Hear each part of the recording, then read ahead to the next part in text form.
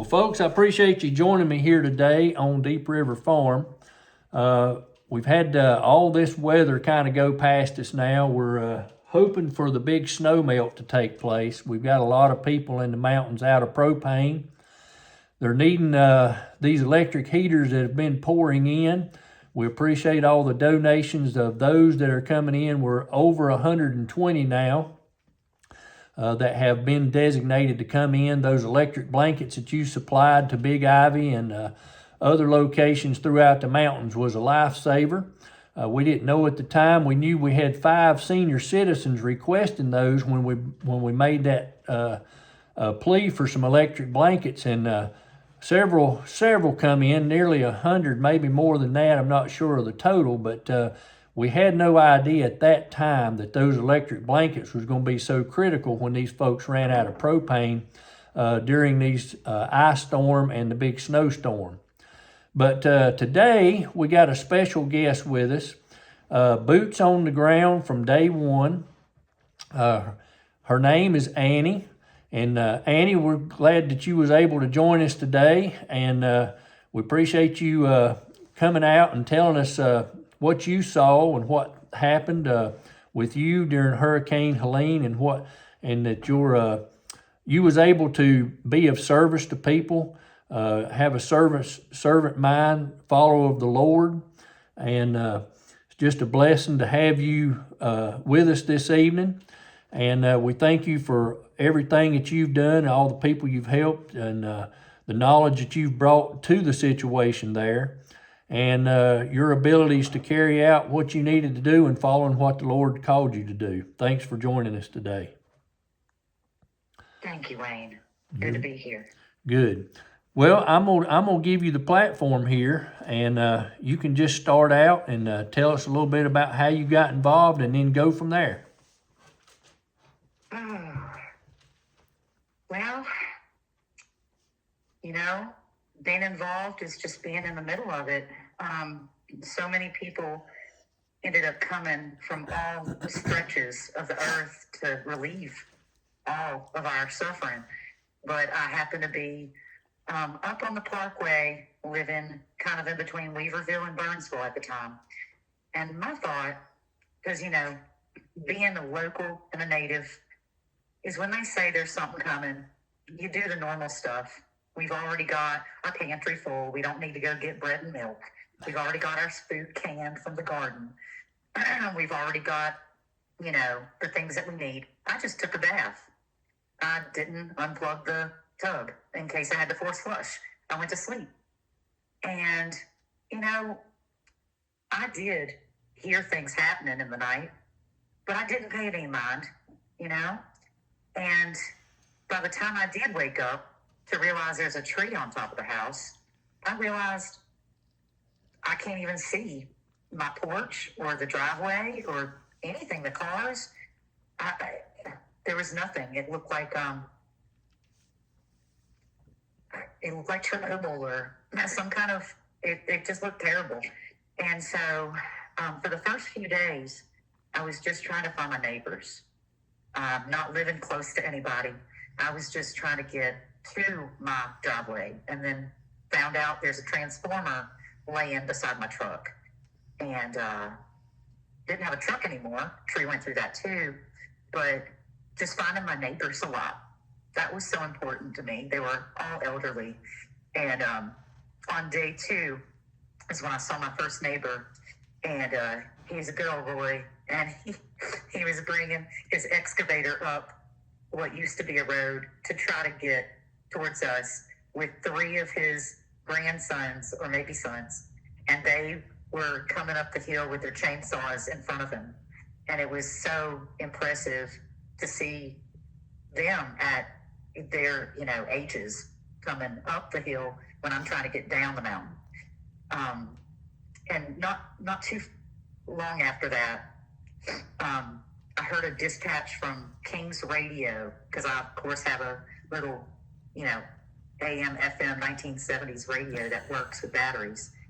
And they had blasted out that they had worked with other radio stations between South Carolina, the Tennessee line, and North Carolina, and they combined all of their amperage to max out the signal so that they could get the word out.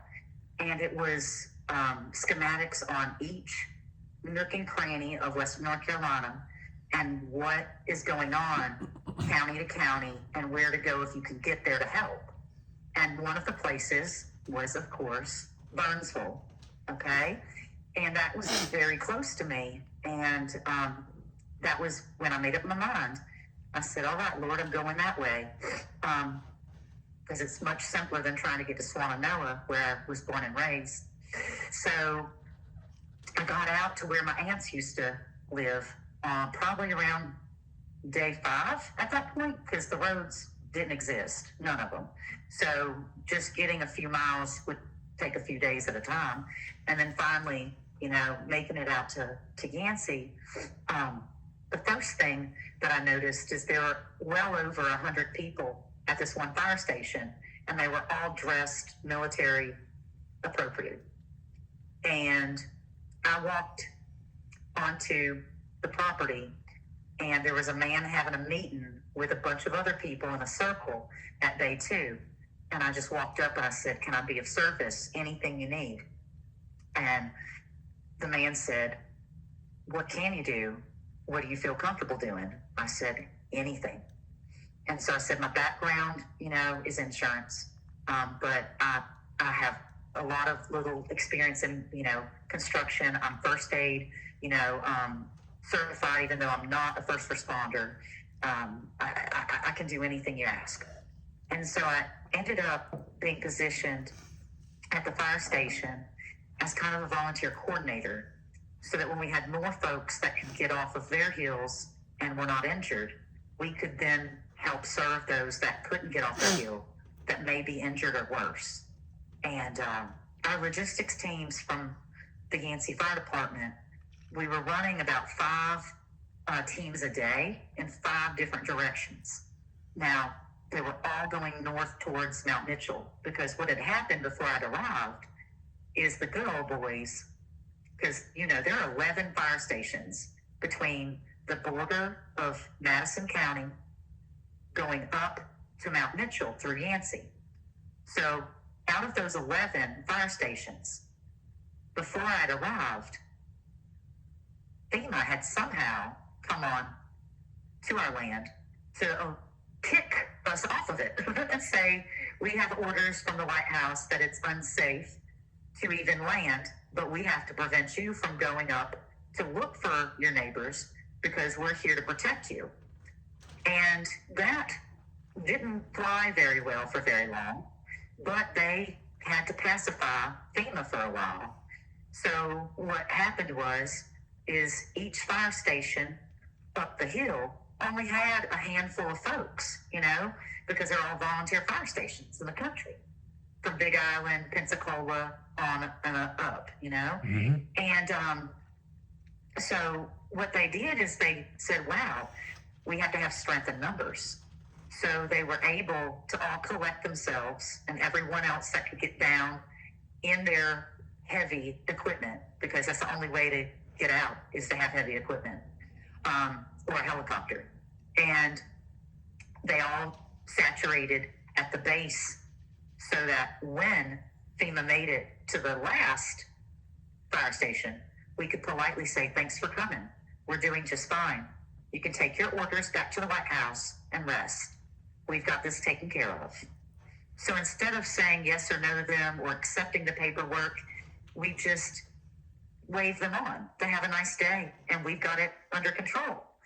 Because at that point, there were so many military connections of retired from the Navy, the Army, the Marines, even from just National Guards, right? Mm-hmm. From everyone, and the Air Force, that we have helicopters from retired Air Force here on the property at our furthest West Yancey Fire Department. So it was a fully running mission by the time I got down there in the first week, meaning we had excavators, pavers, graders, side-by-side, skid steers, bucket trucks, because if mules can't get up it, Nobody can, but sometimes a helicopter drop just to get people basic things. You know, you need literally water, first aid, and you need some heat right now. Just dropping them an MRE pack, right? Those were so important in the initial, phases. And these were all the private individuals that was flying these helicopters, correct? Correct. Yeah. These were all of our retired military that had gathered to protect us from the active orders being given by the executive branch down to the service branch. So yes, we were not going to comply, but we were not going to say that directly and cause a stink. We were just gathering in numbers and saying, thanks for coming by and checking on us. We appreciate these papers. You can take them back to the White House, and y'all can take a nap now. We've got this covered, without saying no and without saying yes. Just kind of go on your way, y'all. And that was more so, important for us to maintain beating the freeze, okay? Because we know, being hillbillies, once the freezes come, you've got to have your animals ready and you. And at this point, we had about 2 weeks before they said that a freeze is coming. So we knew that we have very limited time to get up to thousands upon thousands of people. Mm-hmm. And everybody has their own hills, their own bridges, and their own, communities, so to speak. So getting those nooks and crannies was our first and only priority. And so with me being down at the base, part of my role was in the mornings, I'd get a list from the registered nurse in charge of our nursing staff, which was named Linda, sweetheart. And she, with Amanda Snyder, wonderful, wonderful lady, they would, along with a lady named Crystal sometimes, give me lists. And in the mornings, while they're having their team meetings, a man named Eli from New York was running the base operations so that Ricky and Ricky, our fire chiefs, could be up in the hills, boots on the ground too. So we would have those meetings and determine what's the next step from what we could get to from the day before. And during those meetings, the lists I'd get would be what I'd be packing for them to go up the hills with. So I'd pack things from, of course, first aid, a lot of EpiPens, okay, because this is stirring the hibernating bees out of their respite. So one thing we're finding out is a lot of folks are getting stung, and at that time I'd already been stung in the mouth. I'd swallowed a bee. I forgot about that. So I looked like an Oompa Loompa. My face was swollen for about a week, but I forgot about that. But yeah, having just everything packed up to go into these hills for all the logistics teams. So it's one of the things I do each morning. So it'd be a combination of first aid, a combination of extra tools, because you're going to break some, combination of lots of different little buddies, lots of different hot hands, lots of MREs, lots of water, lots of things like if we found out people needed their insulin and we could know that there's that many people that are up there that are elderly, then we know we're going to be carrying oxygen tanks too. So we're just trying to pack up for everything that could be, not just what is. And so that was part of the role I'd have in the mornings. And then through, donations that were coming solely from Samaritans, from all of the folks that could make it to Yancey. And I'm telling you, by the time the second week had arrived of this damage, I had a man pull up in a big white F-350. He had drove all the way from Alaska.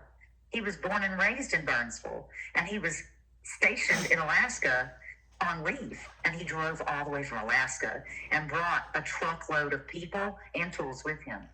We had folks drive in from Katrina, from New Orleans area. And and he was retired military with his sons and his wife. And they brought 2 mules because at that point, our cadaver dogs, which we had our own as well, they were not well.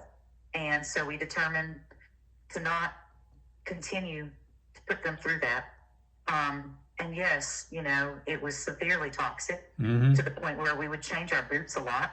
I only went up on the hill twice, and I had to change boots twice, if that tells you anything. And that you know, very, very difficult to put into words how things melt, you know, literally melt. But those mules, they were bought from Katrina, and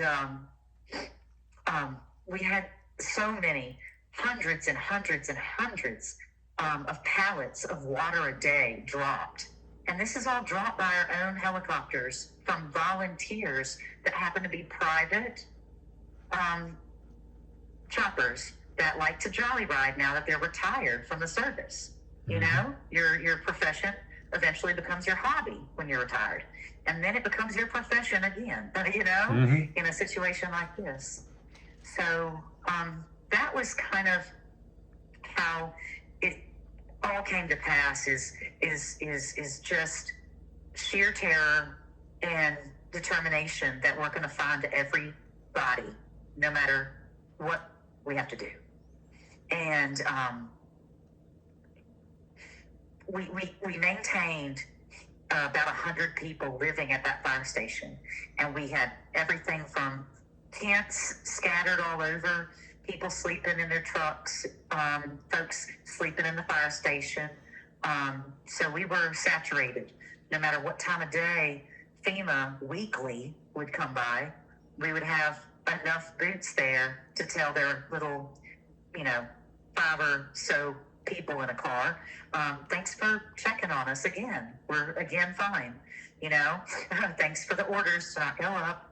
You can go rest. Now, have a nice day. Was they closing the airspace down to the private choppers, or how was they trying to regulate and prevent these people from flying the goods in? Good point. They were not trying to necessarily prevent us. They wanted us to hold off, is the way they put it. We're not preventing you helping. We're preventing you from further entry. We don't want more fatalities. So for your own protection, you know, stay still, you know. And that wasn't going to happen, because we know every minute there's more people that are stuck in mud, under their house, in their vehicle, under their vehicle, holding on to a tree somewhere, literally holding on to a tree somewhere, you know? So we knew better than what their orders said, because we're locals. So the way that we ended up getting our own airspace is actually kind of, thank you, White House. They wouldn't allow them to fly over after the first survey, because FEMA's job is to survey. They're not supposed to actually do help, okay? If you read the mission statement on the front of FEMA.gov, I haven't done that in years, but the mission statement is that they are there to survey crises like this, right? Disasters. And they're supposed to take the survey data to compute and project future possible needs if something like this were to happen again. So they're basically actuarial data managers. They're not hands-on, active in rebuilding things. Does that make sense? Oh, yeah, yeah. And so that's why we didn't worry about airspace, because nobody was in the airspace. And we did have our 2 choppers that were able to just do what they needed to bring things in by the payload, so that when folks were getting to the fire station, we had the warm clothes, the warm foods, the clean water, the fresh propane, kerosene, gasoline, diesel, you know, you name it, the dog food, cat food, horse food, not just people food. If your horse made it, we're here to help anything that is breathing. We don't care, you know, your family. And that's what brought us all together and brought so many people in that are military retired, that know how to handle the active duty, that aren't local and don't know as much experience-wise as they do as seniors, you know. So it was just a great collective effort. And the sadness, you know, was knowing that we had to fight to find our neighbors white paperwork that didn't make sense, because to us, what we see is true, not what paper tells us to do. And, that's just the country and the God-fearing people out here. They don't care if it's going to be dangerous. There's still more people stuck in God knows what. And this is, mind you, right beside one of our largest mining factories for quartz, silica-based stuff that makes computer chips at Silvico. There's, mining operations going on, which make our ground very fragile, because all of the blasting, all of the drilling, all of the excavating that we've been doing for decades to get these precious resources out of the ground have compromised the ground's integrity to withstand such a terrorism event. So, point being is it turned up and tossed parts of our mountains like a paper doll, when it should have been rock and hard and be able to withstand all this pressure, at least better than it did. And when I say pressure, I want to put this into a kind of parameter for folks that might be listening worldwide.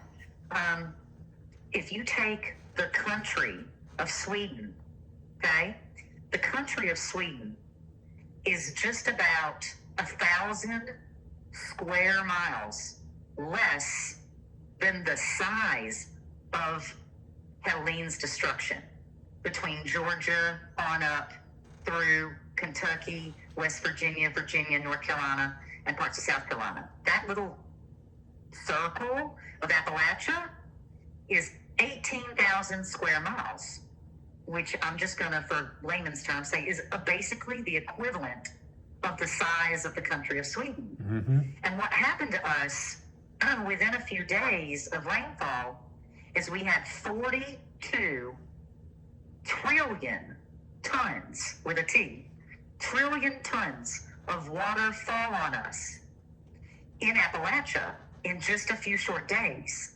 And 42 trillion tons is equivalent to what falls over Niagara Falls in 2.5 years' time. And we had this in just a few days fall on us. So that's a whole lot of water. But then that 42 trillion tons is falling over steps that go from almost 1,000 feet in elevation at Mount Mitchell, that's at like 6,800 and change, down to almost sea level. So you've got nooks and crannies like an English muffin for the whole stretch of Appalachia. I call it a gutter system. It's a good gutter system. Yeah. And that's the hard part, is unless you're from here, you don't know about the nooks and crannies. The folks from here, we know there's hollers and hills, and what that means, the difference, in a creek and a creek. There's a difference in that too. Yeah, And so we know that it might look good here on Bobby's Hill, but right here on Joe's Hill beside him, you can't even tell what that was. You can't even tell. And so the destruction was they say that there were over 200 cyclone tornadoes inside this so-called Helene storm. So, and aside from having a hurricane 300 plus miles from the ocean, aside from that, dropping 42 trillion tons of water, what Niagara Falls has cast down in 2.5 years at a time. Yeah, we also have, folks not realizing that those nooks and crannies go on and on and on. And that's where the heartbeat of Appalachia is, in the nooks and crannies. This is multi-generations, 5, 6 to 8 or 9 generations of families. And so a lot of these hills are privately owned, private, maintained, and not part of the Department of Transportation's duties either. And that's why it's so important that people keep up with your work on knowing what the private bridges need, because we have folks still everywhere having to, wade over to whatever they're living in now. And so, yeah, it was a big deal. And just knowing what, now the viewers can know, that's why so many people can say, well, I didn't see anything wrong. Well, you sure won't if you don't leave your little nook and cranny. And so there's so many things that were unseen. And that's why it's so important that we don't let the truth die over time, because this is not the last time, and it's not the first time that we've all been in a crisis. We see it all over the world. We can't even keep up with all the traumatic damage going on globally, from flooding and fires to earthquakes and volcanoes and more. Tsunamis and the rest of it. Yeah. So that's why, it's so important to know how large this was, but also what a small mention of, for instance, deaths.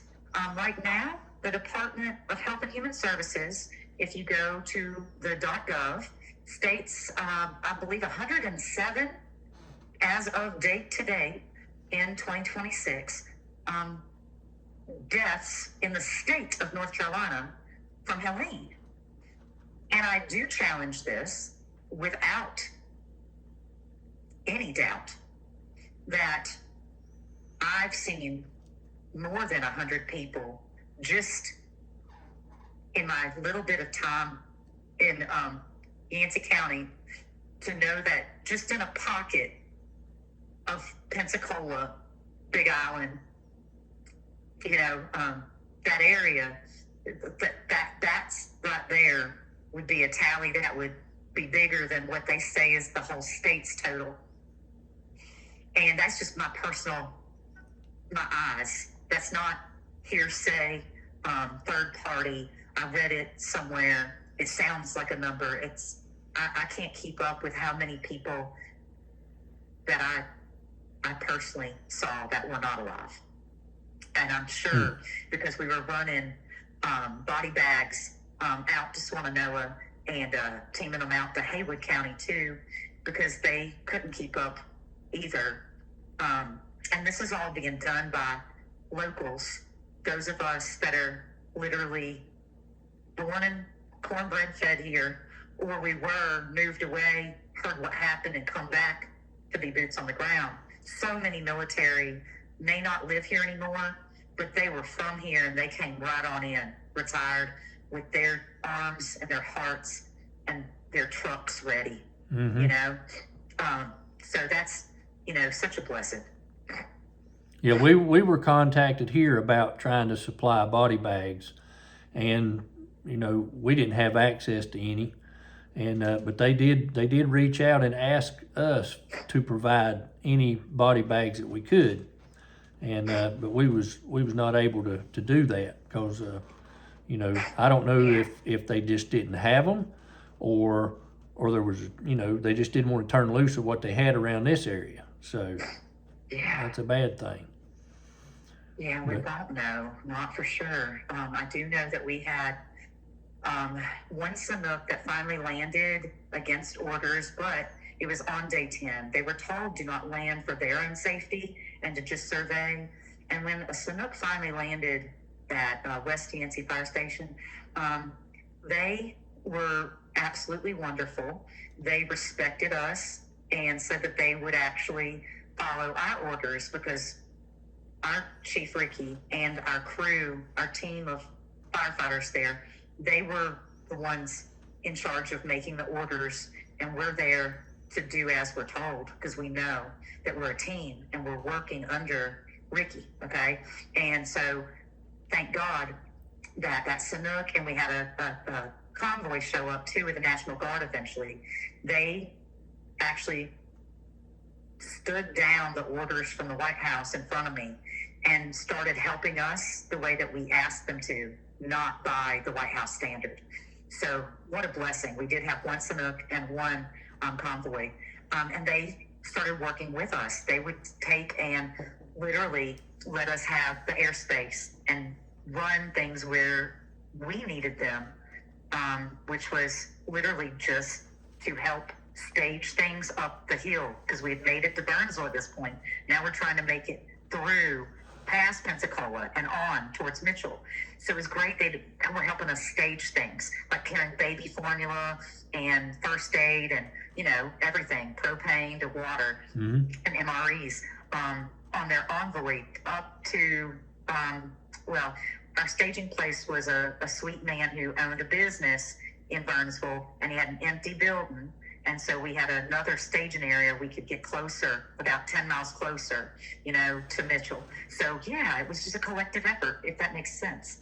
Of the ones that did actively show up, active duty after day 10, they took our orders and they didn't listen to the White House. They spent their time helping us, the way that we needed them to help us, not the way that the White House thought that they should be helped, because we knew our time is short and the cold's coming, So, yeah, we're just blessed that we had so many people come in, and I kid you not, when it came down to it, everyone was so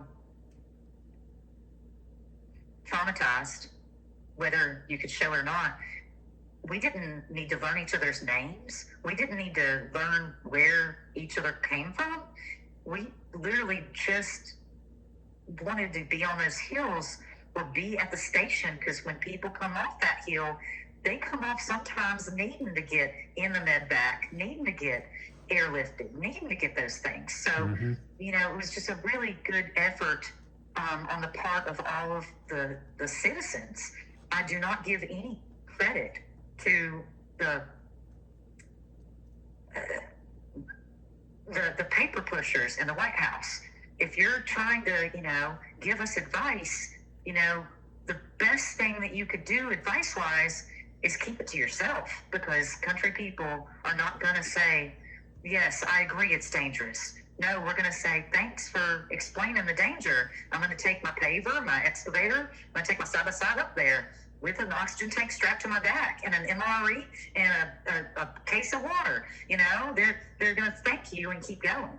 So we're not rude, but we're not taking, we're not going to take orders. We're just going to, be as peaceful as we can to tell you, thank you, get out of here. And if you want to stay and help us. So basically what they were telling you what not to do was something they wouldn't do. Right. That's a good way to put it. Yeah. My one time that I had to actually deal with a one-on-one case with FEMA instead of having the crew of leaders there, like Randy and Brandy with Ricky and Ricky, my goodness, the four of them together were keeping the alphabet agencies, off our case. But I did have a situation in the back. I was reconfiguring some of our awnings, because we had set up stages of drive-through to where we could get you animal food first and then get you house items, so we could get you soaps and detergents, things like that. Then the next part would be MREs, canned foods, and any kind of baby foods. Then the next section would be all the different kinds of diapers for adults, diapers for children and toddlers, and then the clothes section. Then after the clothes section, we had the water section. And then after the water section, our bays were full of all the generators, all the heaters, all the little buddies, Mr. Heaters, you could go on and on, hot hands, flashlights, lanterns, and on in the bays. So we had it organized really well. And mind you, it's all from us, meaning this is neighbor to neighbor, truckload by truckload, people driving in with their own 18-wheelers of generators. I kid you not. So these are citizens. These are good old boys. These are American, born and bred, just all donations. And I don't care where they come, they're all donating, and none of it, not a single drop of it, not one drop of it came from any part of our tax dollars, not any part of it. So when I found this woman sneaking around the baby food, I'm not supposed to let people out their car. Now, mind you, we have to keep things policy protected, meaning our policy is to not have any injuries at the fire station. We have enough dead people up the hill and injured people. Mm-hmm. Now, our policy is to protect people, so we have no liabilities. When you're coming and you have a car and you're getting reparations, you're going to stay in your car and I'm going to load it up. You're going to drive. When I say stop here, I'll be loading up all that dog food, all that cat food, all that other food. Stop here. Now, how much do you need? How many people are up on your hill? Well, there's 3 of us, but we've got another 13 people that can't get off their hill behind us. Okay, so we'll count it as 20 people. So then I'd load up the vehicle with 20, people's worth of food, literally, MREs to anything that you can eat readily, easily, without heat. Moving on through each section. Well, I get to the baby section, and there's a woman that's wearing a ball cap. She's short, she's got dark hair, and she's in the baby section. Well, I'm letting my car wait, and I go over to her to escort her back to her car and let her know, I will help you shop, but for safety purposes, I need you to get back in your vehicle and get in line, and I'll help you with anything you need, okay? But we can't have people walking around the lot here for just safety purposes. And she turned around, and when I really got a look at her, her hat said FEMA Puerto Rico. And out of her mouth, she said, I understand. I'm here with FEMA. I said, okay. And she whipped out a clipboard, and she gave me papers. And I said, what is this? She said, this is for you. I said, okay. She said, what we're going to need is, here's the registry. We need you to register everyone that comes to the drive-through, have them show their ID, and then we need the inventory monitored. So we need actually you to write here on the registry the name, identification that you get when you get their ID, their address, and then we need the inventory that they took. So here's a clipboard for you to keep inventory for us. They have no clue. I wanted to say a bunch of words. Yeah, they had no clue. She was doing the best she could because she is from Puerto Rico at this time, by herself, mind you. It wasn't a crew of them. Maybe there were more of them at the front of the fire station or inside the fire station. But this particular one was with me in the back. And so I just prayed in my heart. I said, bite your tongue. I said, I'll be right back, sugar. Okay, you stay right here in the baby food section. And I ran into the station. I ran down to day one, and I said to Crystal or Amanda, one of them, I said, FEMA's in the back now. They're back, but it's a lady from Puerto Rico now. I said, and she's trying to get me to ID people to give them our own donations and to itemize the donations so that they can have a list of who got what and how much we have. I said, here's all the paperwork she gave me. I'm going to ignore all this and go back to the van I'm loading up for this family. She's in the back by the baby food. Please go have Ricky or somebody get rid of her. Because that's how we'd handle them. When they'd show up, you delegate that talk to somebody else and move back to what you're doing to help the people in need. Mm-hmm. I'm not there to get rid of FEMA. I'm there to help the people in need. So I knew that that's not my place, even though my tongue wanted to rattle off some words. She didn't know. The poor lady doesn't know. She was following her own orders. But like you said, it's our donations that are not from any alphabet agency, and it's going to our people in the hills. And I'm sorry, but if you didn't go to sleep with your dentures in your teeth, in your mouth, then you woke up without them 9 times out of 10. Whatever you had on going to sleep is what you would have on when you woke up in this. You wouldn't have your ID anymore. No phone, no ID, no nothing. No, the few people that could get down the hill in their vehicles, they were the blessed ones. They would, for every one vehicle that I'd see coming through the line, I'd go, how many more people are on your road? What road are you on? So we'd have the logistics for that. Nobody would ever say, oh, everybody's out. They go, we're the only ones that can get out. That was the answer every time. Not just one time, not just sometimes. You know, the first people we could get to might be the only ones that could get out, no matter how much equipment we had and manpower and how many tools. It was so overturned. Just having to build a road to get to a road. We didn't have roads anymore. It's the most bizarre thing. It's just Now, on and on. let me ask you this. People's going to want to know this. When you was talking about going up into the hills, how was the fire department, the volunteer firemen, the nurses, the EMTs and stuff, they were using, we know, the side-by-sides, the four-wheelers. A lot of them went on foot. Was there any other kind of transportation going up in there? I know you said something about airdrops and that. Yeah. Anything else? No, we were using a series of what we do in the mornings is, for instance, each of the teams going up, they would each have kind of a handful of what I'd say of our military / first responders / machine operators. So one team might be going up, say, and we would all leave we'd meet around 6 in the morning, leave around 7 in the morning, as soon as the sun comes up. We even one large truck. I even saw a dump truck once. But one large truck, one paver, one excavator, one grader, about 2 or 3 side-by-sides and skid steers. And that's how we'd start it. And that'd be one team. So we'd have, enough people that there'd be a few first responders every day that would stay down at the fire station, and our registered nurse, Linda.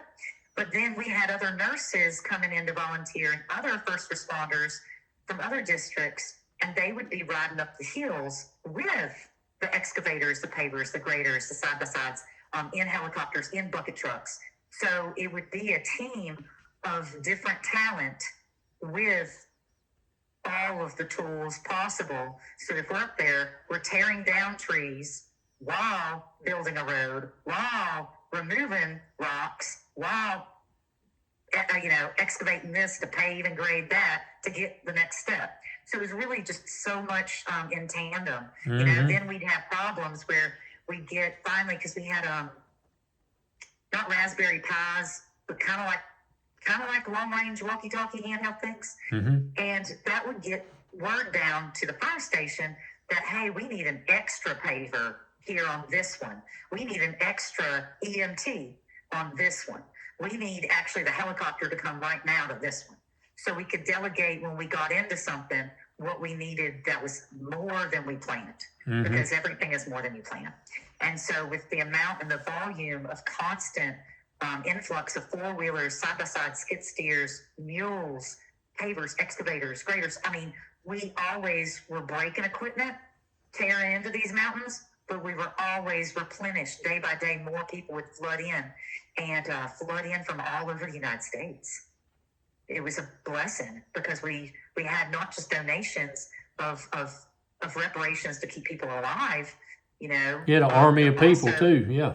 But also donations of people donating their lives, the safety of their own families to help our families. They don't even know, with their own tools, with their own. Could you imagine? You're bringing your own 18-wheeler that you privately own, with donations from Oklahoma of people that had donated from your church enough to bring an 18-wheeler of generators and another 18-wheeler of fuel behind it.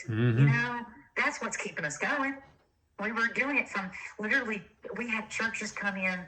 I think the furthest one was California that I met, because I'd say Alaska's further, but I'm not sure at this point. Maybe California was the furthest. It was just incredible to see the support coming in, just because people talk to people, military, no military. So if you're from here and you're in this mess, you're going to get on the horn at the fire station and somehow get a hold of good old boys you were in that, service with, and they're going to be coming out from where they are, whether it's Ohio or Oklahoma or wherever. So it was amazing that we had people from all over the United States helping with their own time, their own money, and their own bodies. And they did not care about red tape either. Their one priority was I'm taking care of my neighbor. And neighbor means no matter who you are, no matter where you're from, and no matter where they came from. Mm-hmm. Neighbor means world family. So it's a blessing. And just having that one instance that I had one of them by themselves, because they usually pull up. FEMA would usually pull up at the front, and then they get rid of them from the entry. Just simply, thanks for coming by again, once a week or so. But this was just odd to me because she was snooping around, only to find out she was trying to take inventory of my baby food. It finally dawned on me when I started realizing, why would she even be in this section? Then I'm like, wait a minute, she wants inventory itemized. She wants to know who's getting what and what is here. Oh, and it's not their right. I'm sorry, but it's private, and I can't ask folks for ID that don't even have their dentures in their mouth anymore. I'm not kidding you, You weren't wearing shoes. A lot of people, you wouldn't have your shoes. You'd just be wearing your wet pajamas a week later when you get out. Mm-hmm. That's all you had. You wouldn't even have shoes on. Come on now. We're not asking anybody who you are. You can make it to the fire station. It's pretty obvious. It's pretty obvious who was affected. No question. Yeah. Mm-hmm. And, if we have one more moment, I don't know time-wise, but one of the many, many things that are pressing my heart is about mid-October. So this is going into the third week of rescue, right before we go into recovery mode. Mm-hmm. There's a very tall man, about 6 feet something.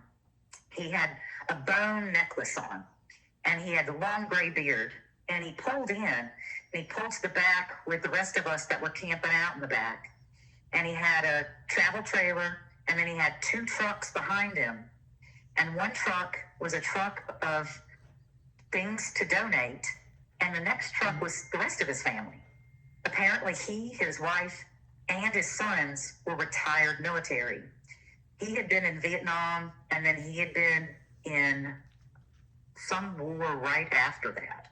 His sons had been in Afghanistan and the 90s wars. And I can't remember what his wife had been in combat or not, but they came as a military family. And when they came with their mules as well. And they had heard from the grapevine that our cadaver dogs weren't doing good and that we weren't having dogs on site. And he said, I'm bringing my mules. So, hey, we had 2 mules that were doing great. Well, not for long. So we decided to park them after a couple days and not let them go up on the hills because they were sick, just like the cadaver dogs. Mm-hmm. And I saw a few cadaver dogs really die. So I knew that this was not a good idea, but we all know it's not a good idea. So we plucked the mules, and they're permanently by the creek in the back of the fire station. And meanwhile, this man and his family are going up with the teams every day to find people in the hills. And he came down with his wife, and I'm down with the mules because I was taking a break, and it was sunset. And he comes out to the mules with his wife, and he's staring at the creek. And I look at him, and I go, what happened up there today? And he said, well, I was in Vietnam. My sons, because I'd never known this. I didn't ask him until this day. He said, I was in Vietnam. My sons were in Afghanistan and something beyond. He said, we're a military family. He said, I retired shortly before Katrina, and I went home to New Orleans, and then Katrina happened. So I went through this in my own home, and it took my home. But me and my wife had just retired, took everything from us, our farm and everything.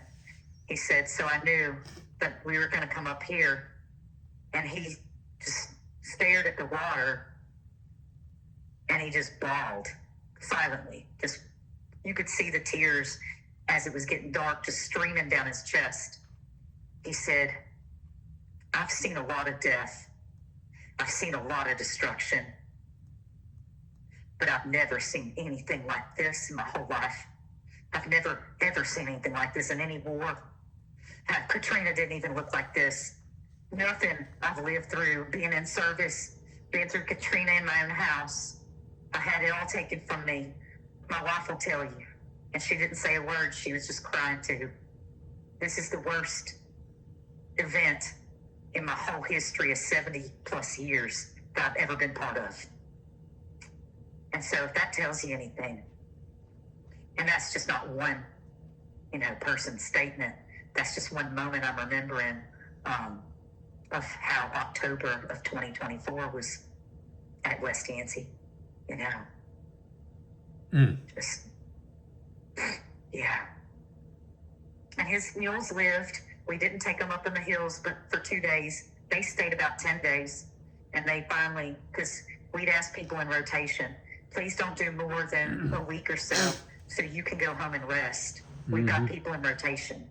So that's what we had. We had people coming in from all states, and they'd be on rotation so they didn't overexhaust themselves. The only ones of us that stayed through the whole 30, there's a little bit more than 30 days that we got to do rescue and recovery before they shut us down.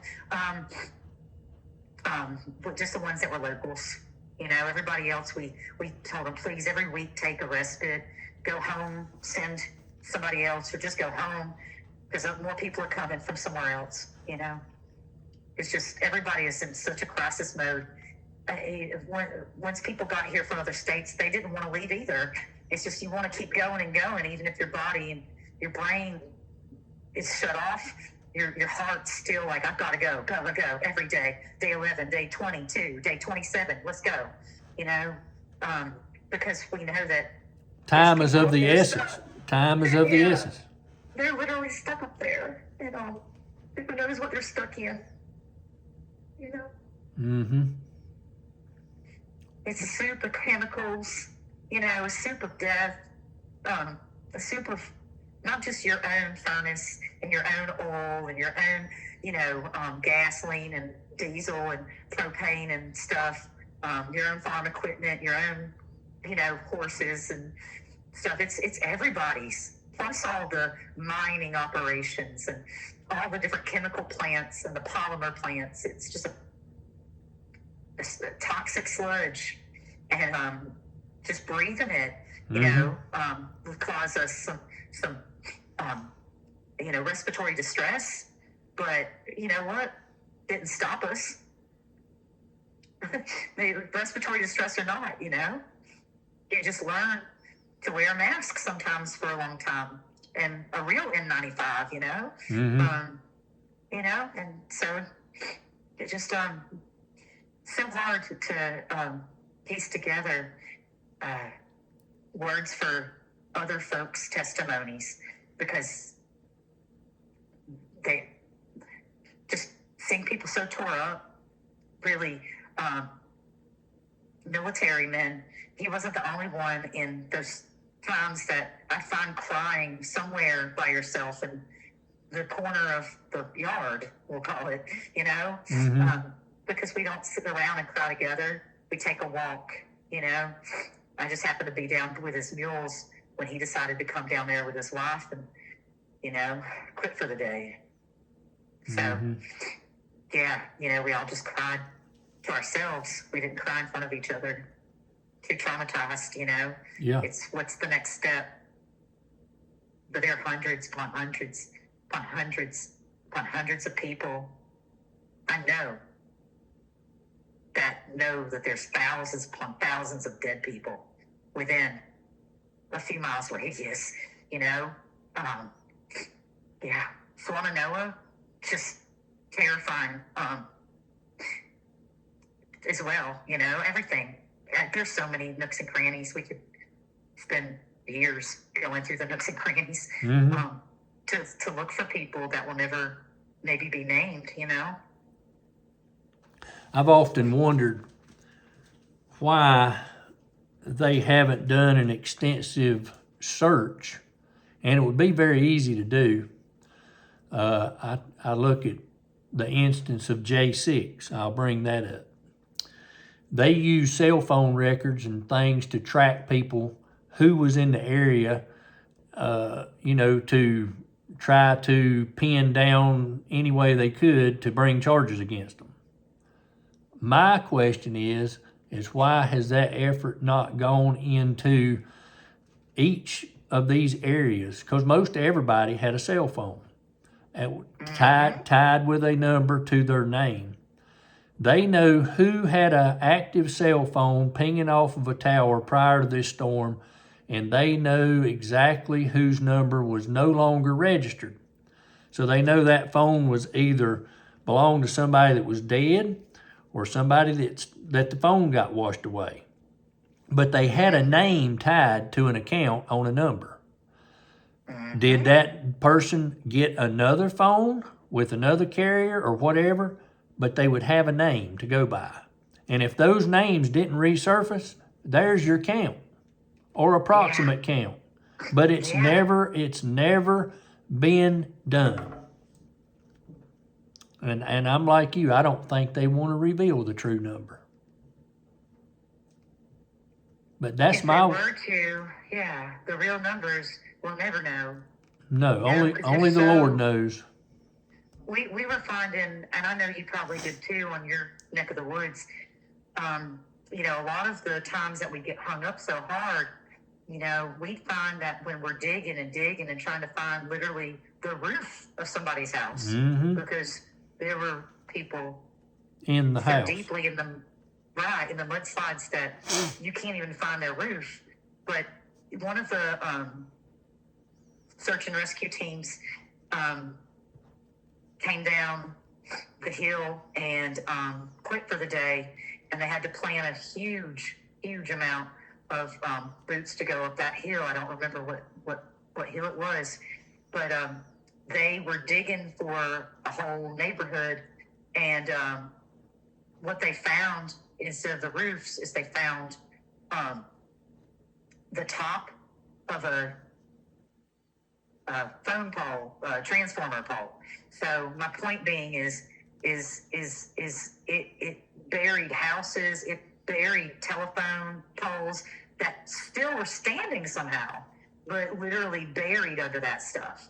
So we were looking at piles of mud that were sometimes, 30, 40 feet high, when the houses are only 25 feet high because it's only a 2-story, things like that. So we're looking at, if we're even going to get to the roof, we have to dig another 10 feet or 20 feet, just, because of where we find this transformer, standing up. So it was so deep. Who knows? Only God knows. Yeah, and generally a telephone pole is about 35 feet. Oh, is it? Mm-hmm. Yeah. So that's why, I feel like with all the distractions we have in the world, there's so many different crises all the time. This can be swept under the rug if you're not local. But one thing's for sure is I'm like you, I don't forget. And I've been to the Middle East, and I don't forget what happened to Syrians. I don't forget. So when you are in the experience, it sticks with you. Mm-hmm. But if you have the hearsay or just a blurb in the media, the next blurb's coming tomorrow, and it's going to be the next shocker. So it's just it's really easy for a lot of folks to forget what happened because there's so many blurbs every day of, look at this, look at that. Now this is happening. Now that's happening. But once it happens to you, you never forget. No. And that's the hard part is I would not wish this on anybody ever. I don't care who you are, this is seeing people just, grown men cry, that's hurtful.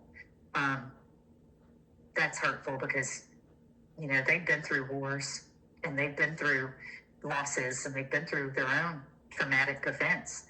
But to have them go through this in their retirement just because the active duty were told not to land and not to help. So all the retired people come out of the hills to help. to be re-traumatized because they went through a whole different kind of war that they had never been through before. Mm-hmm. And it was on their own soil. Yeah. Mm-hmm. In their retirement, you know? Yeah. Those were the boots on the ground where I was. They were the good old retired boys. And, yeah. Well, Annie, I appreciate you coming on today. Thank you. Thank you for letting me. Oh, yeah. I was kind of hesitant, and I have been. You're the first person I've publicly reached out to. And I guess there's just a point that my kettle is full and I'm starting to steam, and now I've got to blow a whistle a little bit. Yep. Because I can't hold it all in anymore, you know. I come from a very different background. I grew up here as a hillbilly and born and raised country as cornbread, and ended up working as a subcontractor for the alphabet agencies, and chose to retire to my peaceful mountains to go through this. And this changes me from where I thought that I would leave my past behind and my discrepancies with the truth of what the government says and what it really does. Now I'm just livid. I'm like, you know what? Everyone needs to hear this, because it's not just here to affect us. It affects the whole world. We're all in this, whether it's a literal storm or a figurative storm, because this is not a battle of flesh, right? It's a spiritual battle. It's spiritual, and it's worldwide. Yeah. There is no stone that will not be unturned. And may God be with you all.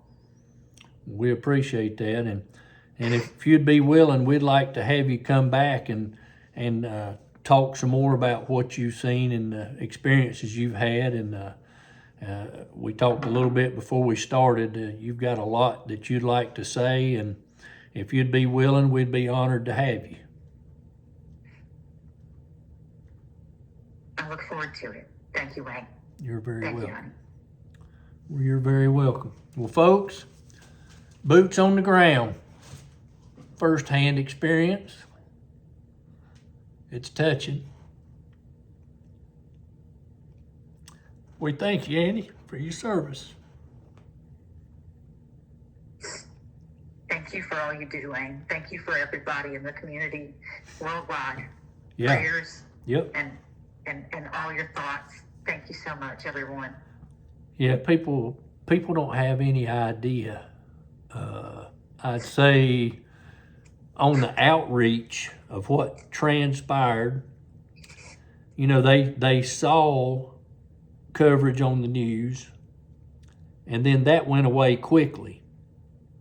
But they don't know the truth of what took place, the truth of what people saw, and what people went through, the suffering that the people did immediately following the storm, the aftermath of the storm, and how they are continuing to suffer.